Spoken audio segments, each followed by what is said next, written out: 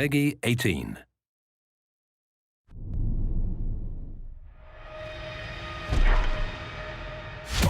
Hi, I'm Tom Heaton and I'm the director of The Devil in Me, the fourth game in the Dark Pictures Anthology and the Season 1 finale. I'm going to give you some new details about The Devil in Me, the characters you'll be playing, the setting, what's influenced this game, and some of the exciting new features that we're bringing in this instalment.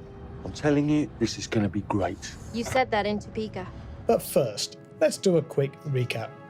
The Dark Pictures Anthology is a series of standalone cinematic horror games.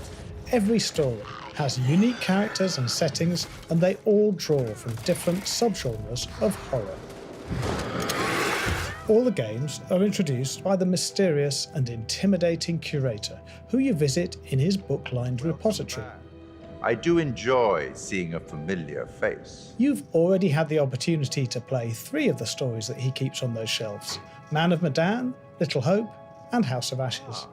The curator watches everything your characters do, and he's likely to pass an acerbic comment on how things are going. Holding on to a little guilt, are we? Hoping that this time around you might be able to save them all. Nothing makes him happier than someone getting horribly killed. Of course he'll be back in The Devil in Me, and maybe he'll have a few tricks up his sleeve. You'd better get back to things. Best of luck.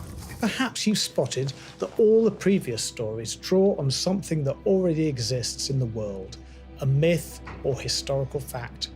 We love to do that when we're making a new Dark Pictures game. It gives us plenty of reading and watching to do, and it allows fans to speculate on which aspects of the idea we might bring to life. Things being real make our games more believable and scarier. In The Devil in Me, our real-world inspiration is a person, a historical character whose name still resonates. He was born Herman Mudgett in 1861. He studied medicine at the University of Michigan, specializing in anatomy, and in 1886 he moved to Chicago and changed his name. He became Dr. Henry Howard Holmes, or H.H. Holmes. In Chicago, in the suburb of Englewood, he built a hotel called the World's Fair Hotel, after the World's Fair Columbian Exposition that was happening in Chicago at the time. H.H. Holmes' hotel was a huge 3-story building, elegant and refined and horrific. Guests lured into that hotel never found their way out. It was full of secret passages, hidden rooms, trapdoors, bricked up doorways, cellars with vats of acid and lime pits, strange implements and deadly contraptions. H.H. Holmes used that hotel to murder people. We don't know how many victims there were.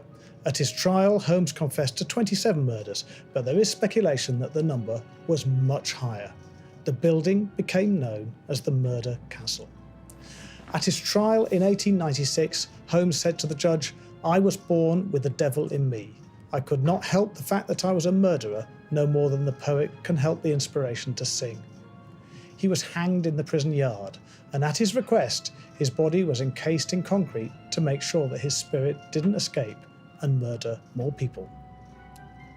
H.H. Holmes was the first American serial killer and one of the most successful, and his ingenuity and dedication to his gruesome task have made him an object of fascination and horror ever since. Hello. Welcome to the World's Fair Hotel. So H.H. Holmes is one inspiration, but of course there are others. Horror movies. It's obvious from the trailers that the Saw series is a major inspiration. The ingenious and grotesque traps, the dilemmas, it's really a perfect fit for a Dark Pictures game. But we've also looked long and hard at Stanley Kubrick's classic The Shining, in my opinion, the best horror movie ever made. We've tried to capture that sense of claustrophobia and quiet oppression, that sense of a malevolent building, of an unknown threat around every corner. And we're definitely inspired by classic slashers, Psycho, Halloween, Friday the 13th. Look carefully and you'll definitely see the hat tips that the team have made to those movies. So those are the influences, but what about the story of The Devil in Me? It concerns a small TV production company, Lonit Entertainment, who are making a series called Architects of Murder about famous American serial killers. The final episode of that series is about H.H. Holmes, and they need it to be spectacular because getting a second series depends on it. The problem is, What do you think? they've run out of money, and ideas, and content. But out of the blue, they get a call from someone called Grantham Demet, who introduces himself as a wealthy architect and collector, and he has something they may be interested in. A hotel he's inherited from an elderly relative who had an obsessive interest in serial killers. Many of the rooms in the hotel are accurate reproductions of H.H. Holmes's murder castle. There are a few pictures of the exterior of Holmes's murder castle, but no one knows what the interior was like, so this is an incredible piece of luck for the Lonit film crew. This is the content they need for their documentary. Of course. They agree to Mr. Demet's rules about secrecy and hand over their phones and travel to the hotel's remote island location. And when they see it, they are astonished because it's everything they need. The second series is in the bag. The hotel setting that the team here at Supermassive have created is phenomenal. With its faded wallpaper and wood panelling and authentic decorative details, it feels like you've walked straight into the splendour of the 1890s. But it's not just atmospheric. Hotels can be scary places, especially when you're walking down a corridor that seems to lead nowhere, that twists and turns back on itself, or when the lights suddenly cut out and you find yourself all alone. Fuck. Our documentary crew also find themselves separated, lost, a little frightened. Strange things keep happening. They share a persistent feeling of being watched. Things don't quite seem right. What is happening? And as things escalate, we discover that Grantham Demet's hotel is in some respects a very accurate recreation of H.H. Holmes's World's Fair Hotel, the Murder Castle. A very accurate recreation indeed. Do something! Whoever we point this lever at is gonna die. What? Let's meet the crew. First off, we have Charlie Lonit, the British owner of Lonit Entertainment and the documentary director. He's passionate and driven.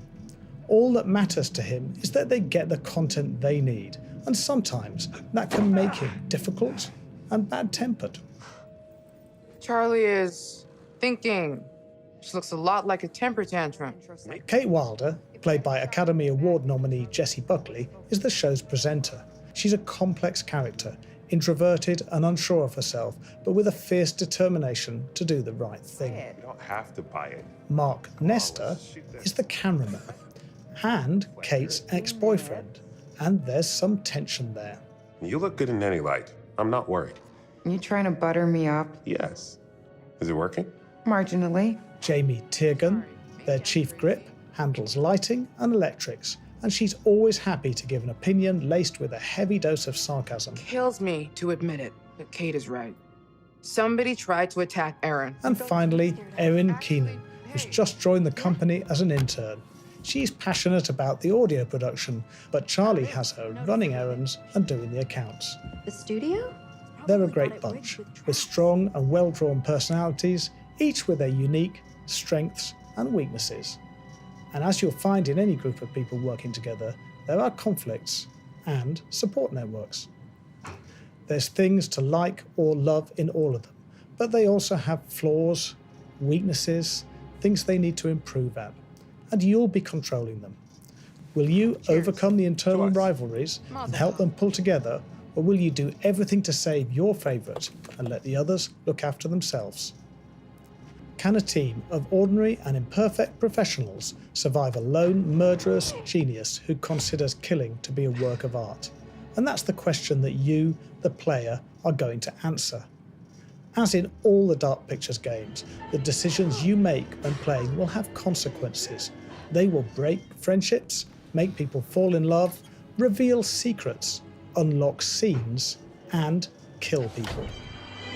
I'm so sorry. Because each of the characters can live and each of them can die, and the person responsible for that is you. And by the way, we believe that the deaths in The Devil in Me are the most gruesome and extravagant and over the top that we've ever done. One thing about the Dark Pictures series is that we're always looking to improve and refine the formula. We love getting feedback from the community and we listen very carefully. And so, in this Season 1 finale, we're excited to introduce some significant gameplay improvements. In all the Dark Pictures games, players have been encouraged to explore the world they find themselves in and to discover its secrets. We've taken that a step further now by adding a suite of new exploration actions which enhance and enrich that experience. As players tread the detailed and creepy corridors and rooms of The Devil in Me, they will be able to interact much more with the world about them. They'll be able to find places they can climb onto or over to reach areas that would otherwise have been inaccessible. They can squeeze through tiny spaces to reveal hidden rooms. They'll be able to shimmy along ledges and jump over gaps. They can balance over narrow beams or fallen trees. They can push and pull objects like boxes around to help them create new paths through the world. And when there's danger present, they can hide from it. And our characters can now run as well as walk, so that you can explore at your own pace. What this adds up to is a completely new exploration experience for the Dark Pictures, but one that is familiar to gamers. It's about giving players the freedom to find their own path and to get to know the levels that our teams have lovingly created, to seek and find the secrets and items that will help them survive this modern-day murder castle. But it also works seamlessly with the core Dark Pictures gameplay that our fans love. The second big new feature that we've added is a simple inventory with tools that the characters can find and use to help them survive the night. Each character has a number of tools, including one that is directly related to their job. As a businessman, Charlie carries a business card, but he's not above using it to prise open latches on drawers that he shouldn't really be opening. Mark has a camera that he can use to gather evidence of the crimes they uncover. Kate's reporter's pencil is handy for shading over torn bits of paper to find out what was written underneath. Jamie carries a multimeter that allows her to rewire electrical circuits. And Erin has a very cool directional microphone which allows her to hear through walls. Some of these tools can be altered or broken or lost or given to other characters. How you use them directly impacts the narrative. They allow you to investigate the hotel and the previous guests as well as grant them Demet's backstory, and sometimes they can save a life or cause a death. You could use that as a weapon if need be. Finally, we've used these new gameplay systems to create puzzles. It's only fitting that a game that draws inspiration from the maze-like corridors and traps and tricks of H.H. Holmes's Murder Castle should look to create gameplay that also perplexes, confuses and baffles. You'll need to find codes hidden or disguised in the world, untangle antique fuse boxes and find your way out of mazes. So get your thinking hats on, because if you can't work them out, people are going to die, but no pressure. One more thing. We've increased the runtime of the game. Man of Medan and Little Hope ran to around 4 to 5 hours. House of Ashes was a little longer, but The Devil in Me will be about 7 hours, so you'll have plenty of time to get to know the murder castle and experience the horror and terror that you'll find within. Let's take a look at some gameplay footage in one of the creepiest environments in the game. The island hotel where the crew find themselves once had an underground spa complex, now crumbling and long abandoned. It seems that a team of contractors was brought in to renovate it, but they're no longer around. The Lonnet crew have been split up, and Erin and Charlie have gone missing. They know they're all in danger.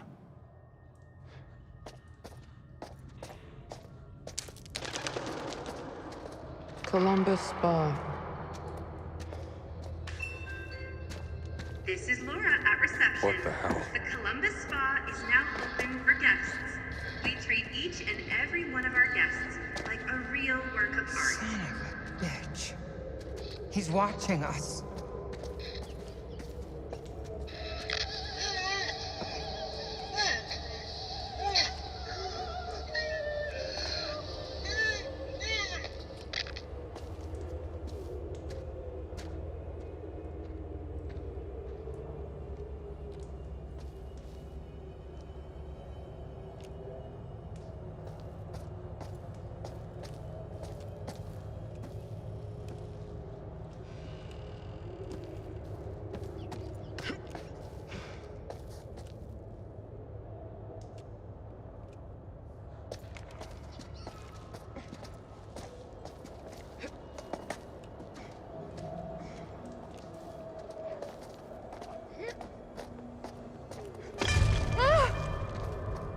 Jesus!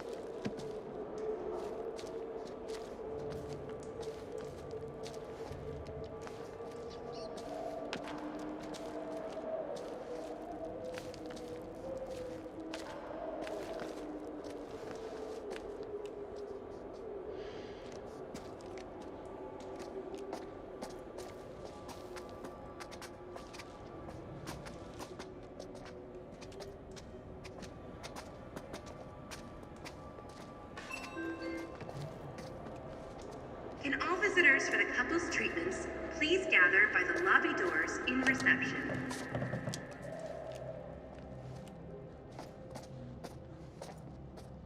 Worth a try? I'll see if I can get this open. You guys keep looking for another way out.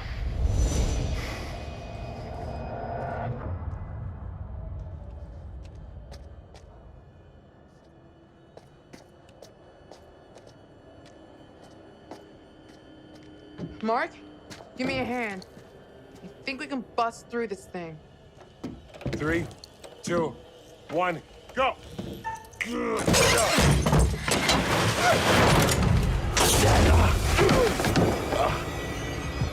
Kate? What happened? We'll get back to you. Stay there. Just hurry! That hurt. What? This wasn't in the script.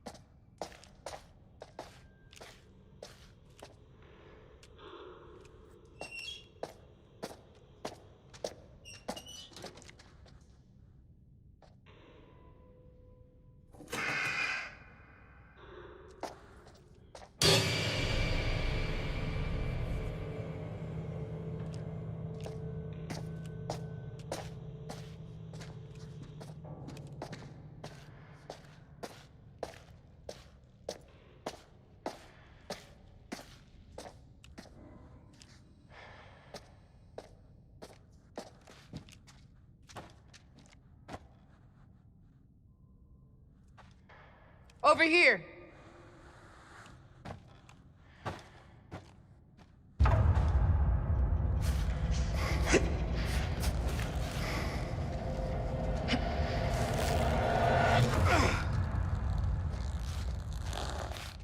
Stay close. Obviously.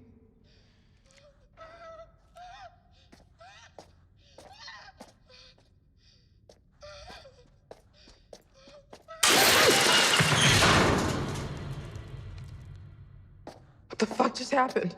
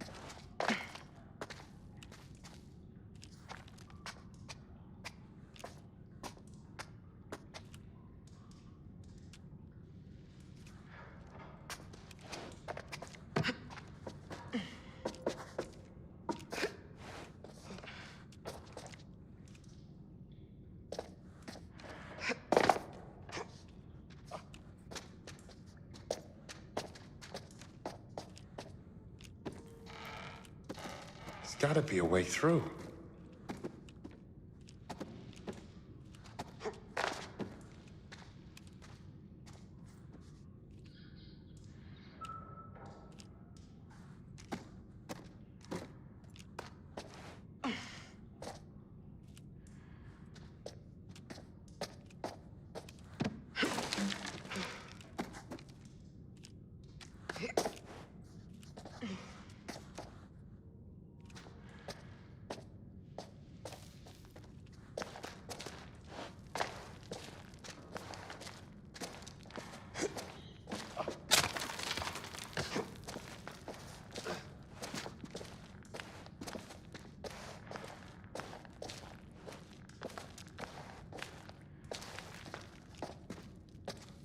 Mark, give me a hand moving this shit.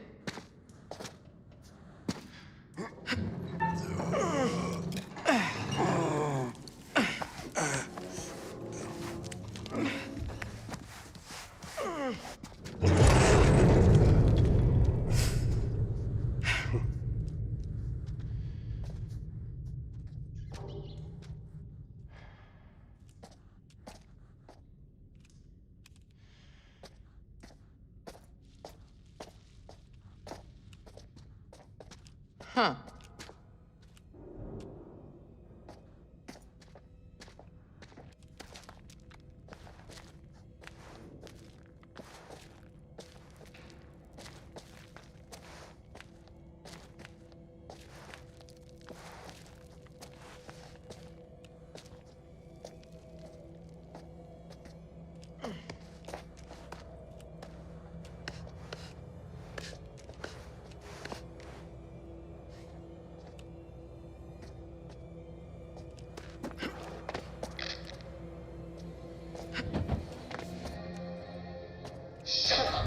What the fuck?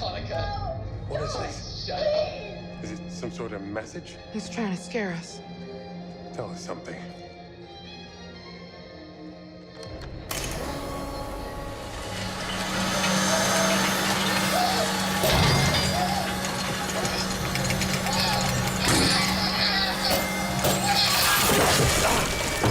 Shit!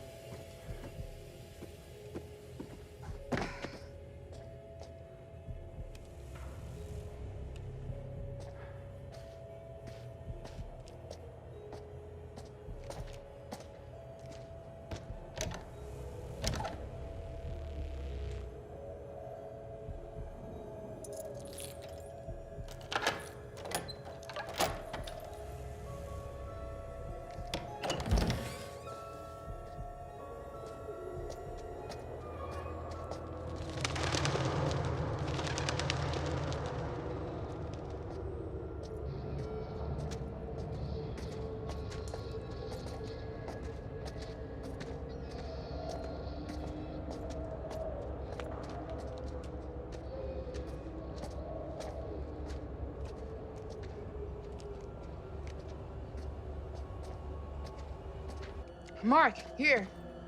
Let's move the desk. Hello? Mark? Jamie? Here. Kate, We're okay. we're okay. Thank God. We found a key. Let's get out of here.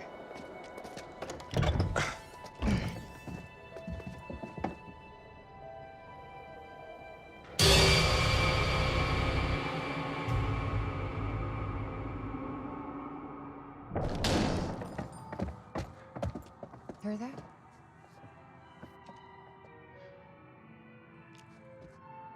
This way.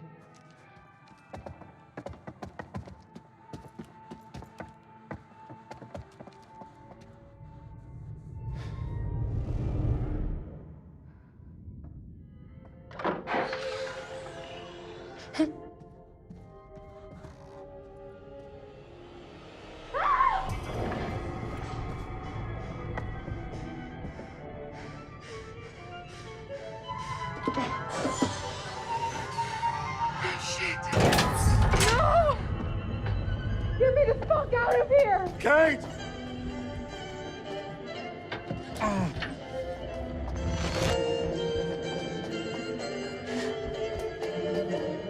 Kate!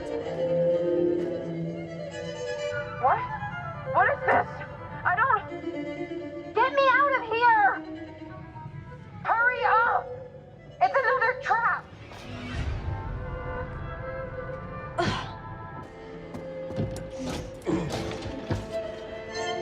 They're both locked. Shit. What was that?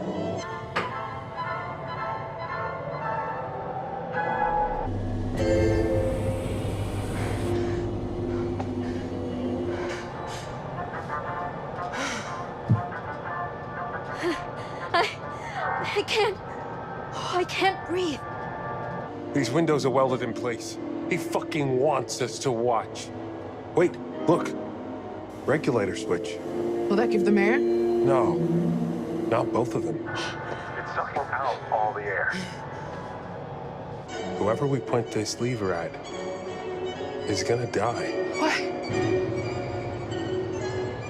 Do something!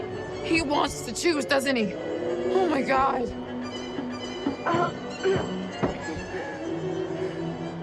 I can't. If we don't do something, both of them will die, Mark. Jamie! Please! I don't want to die. I don't want to die. Please help me. We have to choose. Now!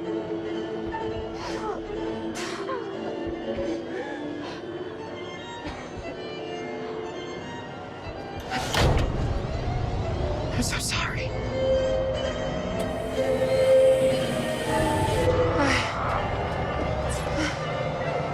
Thank God.